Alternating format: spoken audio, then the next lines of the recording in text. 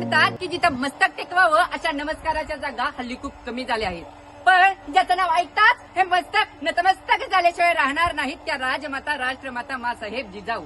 अहो ज्या राजानं भारत मातेच्या कपाळावरचं कुंकू अगत्य ठेवलं असे धर्मवीर संभाजीराजे आणि अखंड हिंदुस्थानाचे आराध्य दैवत छत्रपती शिवाजी महाराज यांना सर्वप्रथम मी संस्कार संतोष शेळके त्रिवार मानाचा मुद्रा करतो आणि आपणा समोर पन्हाळगड, विशाळगड आणि पावनखिंडीची प्रतिकृती सादर करतो.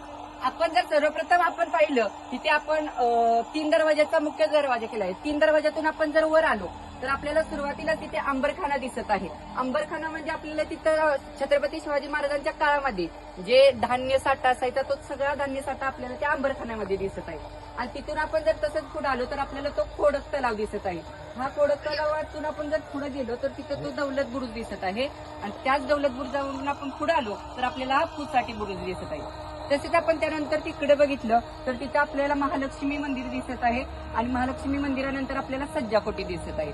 आणि सज्जाकोटीच्या आपण पुढे गेलो तर तिथे आपल्याला सोमेश्वर तलाव दिसत आहे आणि पाठीमागच्या बाजूला आपल्याला वाघ दरवाजा दिसत आहे. आणि या वाघ दरवाजाच्याच आपण पाठीमागे शिवाजी महाराजांचं बसण्याचा आसन केलं आहे. तसंच जर आपण पुढे आलो आणि पुढे आल्यानंतर आपल्याला इथं परशर गुहा दिसत आहे आणि या गुह्यानंतर आपण पुढे आलो तर आपल्याला हा पडकोट दिसत आहे आणि पडकोटीनंतर आपल्याला कालीबुरुज दिसत आहे आणि हा आपल्याला राजदिंडी दरवाजा दिसत आहे.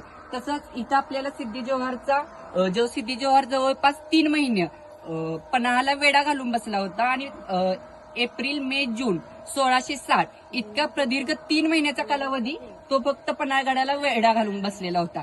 म्हणजे अफजल खान ज्यावेळी अफजल खानाचा वध झाला त्याचा बदला घेण्यासाठी आदिलशहाने सिद्धी जोहरला पाठवलेलं होतं शिवाजी महाराजांचा नाश करण्यासाठी.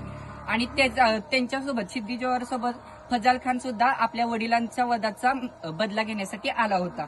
आणि असं आपल्याला इथं पहार केलेलं दिसतोय कडक. तिथं आपण शिवाकाशीची पालखी केलेली आहे. शिवाकाशीत एका दरवाज्यातून निघून जात होते आणि पुढे आपल्याला तिकडं शिवाजी महाराज जाताना दिसत आहेत.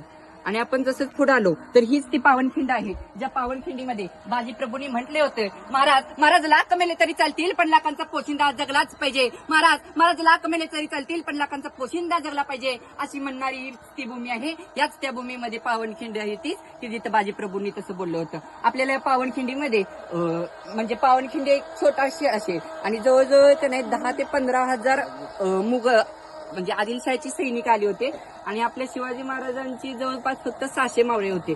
शिवाजी महाराज म्हणत होते की मी या खिंडीमध्ये लढतो आणि मग पुढे आम्ही जातो. पण बाजीप्रभू म्हणले राजे नको, लाख मेले तरी चालते पण लाखांचा आपल्याला पोशिंदा जिवंत पाहिजे. म्हणून राजांना विनंती करून बाजीप्रभूंनी पुढे घालवलं आणि आपण स्वतः खिंडीमध्ये लढायला सुरुवात केली. आणि राजांना सांगितलं राजे जोपर्यंत काळी तोफेचा आवाज पडत नाही तोपर्यंत एकाही गणी मला पुढे सरकू देणार नाही असं राजांना सांगितलं होतं बाजीप्रभूंनी.